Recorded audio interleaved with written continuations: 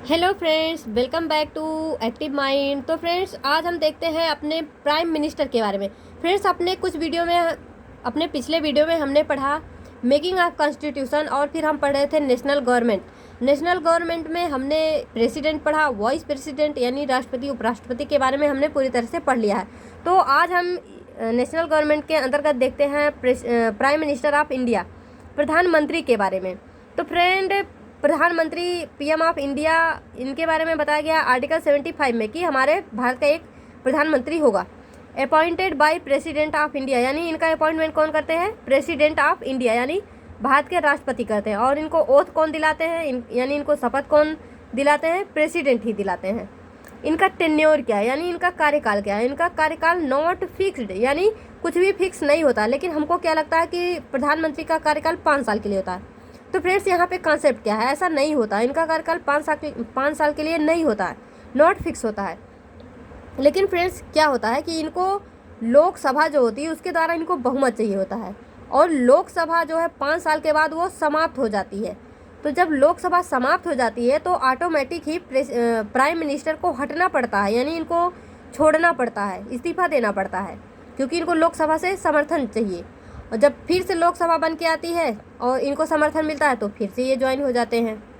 ठीक है, यानी इनका नॉट फिक्स्ड टेन्योर होता है। इसको ध्यान रखिएगा, ये बहुत पूछा जाता है। इनका टेन्योर नॉट फिक्स्ड, केवल हमको लगता है कि 5 साल के लिए होता है, पर ऐसा कुछ होता नहीं है।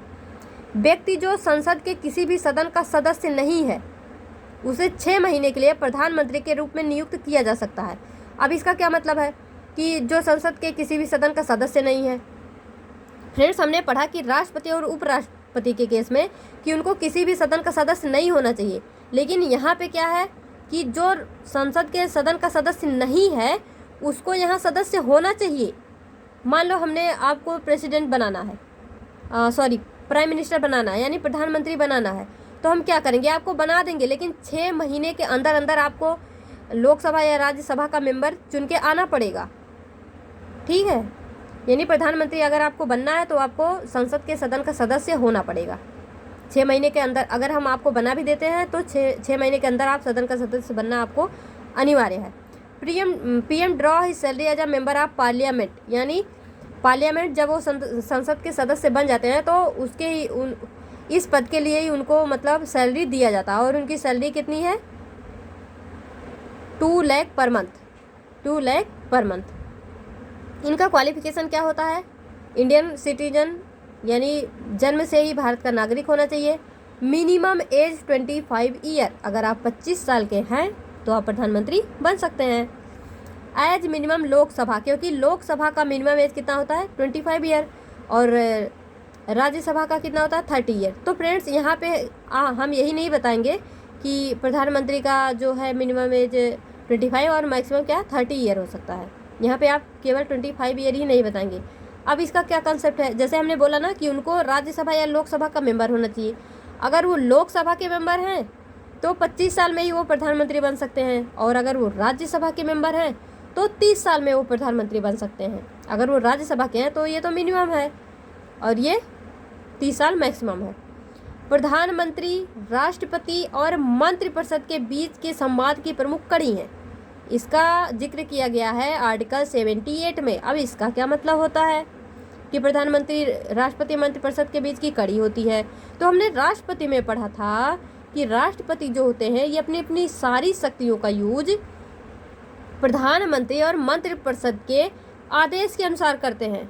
अब इसका ये मतलब है कि जो मंत्रिपरिषद होता है उसके अध्यक्ष यानी उसके हेड होते हैं प्रधानमंत्री। प्रधानमंत्री आदेश देते हैं मंत्रिपरिषद को और मंत्रिपरिषद आदेश देती है राष्ट्रपति को। इसीलिए बोला जाता है कि प्रधानमंत्री राष्ट्रपति और मंत्रिपरिषद के बीच की कड़ी है, यानी बिना इनके आदेश के ये कुछ नहीं और बिना इनके आदेश के ये कुछ नहीं कर सकते। ही एडवाइस प्रेसिडेंट, यानी जो हमारे प्रधानमंत्री होते हैं वो प्रेसिडेंट यानी राष्ट्रपति को एडवाइस देते हैं अपॉइंटमेंट के लिए। किसके किसके अपॉइंटमेंट के लिए? AGI, CJI, chairman and member of UPSC, EC, ये सब हमने पढ़ा था ना राष्ट्रपति में। यानी जो हमारे controller attorney general of India हैं, और CJI हैं, चीफ जस्टिस ऑफ इंडिया हैं, चेयरमैन मेंबर ऑफ UPSC यानी जो अधिकारियों की नियुक्ति करता है वो UPSC, उसके भी अध्यक्ष और मेंबर के चुनाव के लिए हमारे जो प्रधानमंत्री होते हैं वो राष्ट्रपति को आदेश देते हैं।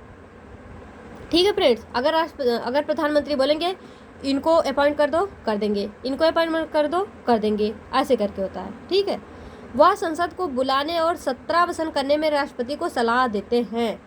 संसद को बुलाने यानी संसद का आयोजन करने में, सत्रावसान यानी संसद को समाप्त करने में राष्ट्रपति को सलाह कौन देते हैं? हमारे प्रधानमंत्री। काउंसिल ऑफ मिनिस्टर, मंत्रिपरिषद क्या होता है?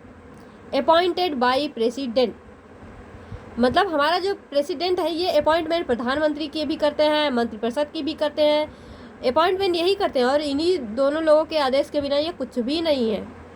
ठीक है फ्रेंड, यानी अपॉइंटमेंट बाय प्रेसिडेंट, इनका भी अपॉइंटमेंट हमारे प्रेसिडेंट करते हैं। राष्ट्रपति को सलाह और सहायता हेतु मंत्रिपरिषद होगी जिसका प्रधान प्रधानमंत्री होगा, जो कि हमने अभी बताया आपको कि मंत्रिपरिषद का हेड कौन होता है? हमारे पीएम होते हैं। हमारे पीएम के अनुसार ही वो अपना काम करेंगे।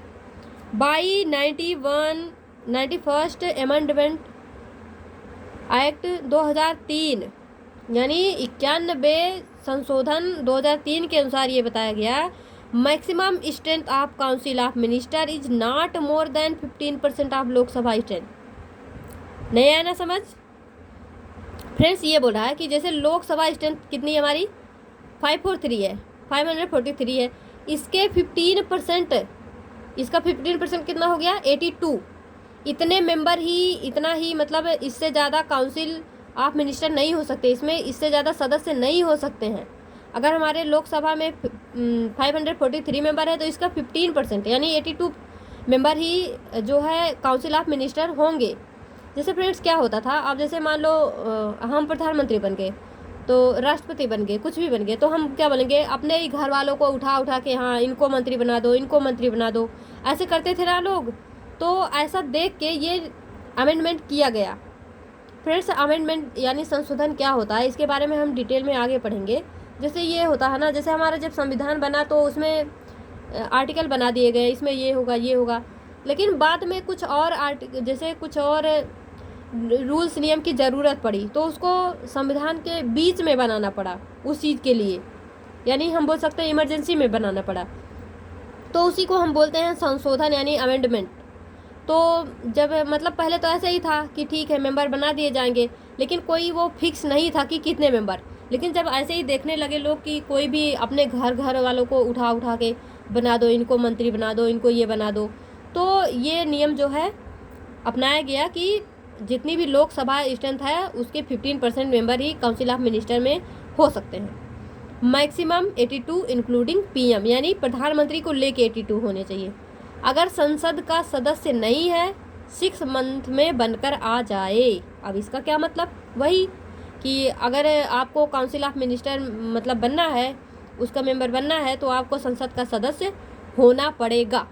आपको हमने काउंसिल ऑफ मिनिस्टर के रूप में अपॉइंट कर दिया, लेकिन आपको 6 मंथ के अंदर में संसद का सदस्य चुनकर आना पड़ेगा। फ्रेंड्स, यहाँ पे और एक चीज़ नोटिस करने वाली बात ये है कि PM of India submit his resignation to the president, it will mean resignation of entire council of minister. अब इसका क्या मतलब है?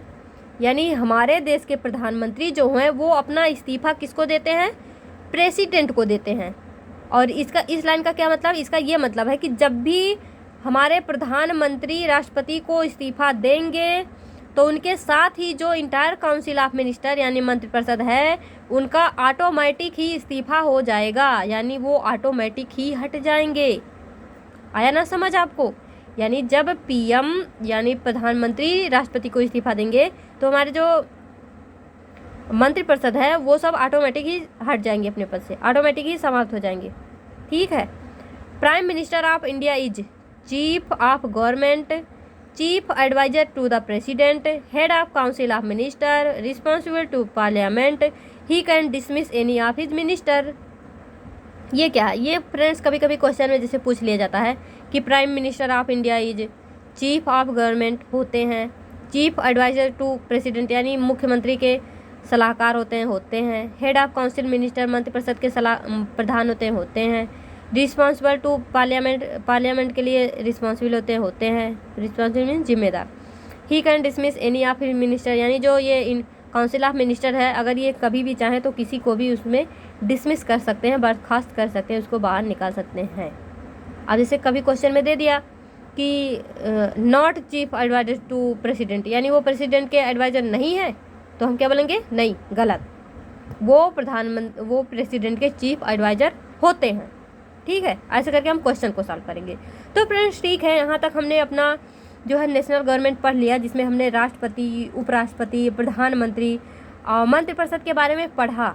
उम्मीद करते हैं आपको समझ में आया होगा। तो अपने नेक्स्ट वीडियो में हम देखेंगे स्टेट गवर्नमेंट, जिसमें हम स्टेट लेजिस्लेटर यानी विधानमंडल, विधान परिषद, विधानसभा, राज्यपाल, ये सब पढ़ेंगे। ठीक है, तो फ्रेंड्स मिलते हैं अपने नेक्स्ट वीडियो में, तब तक के लिए all the best, be happy, be positive.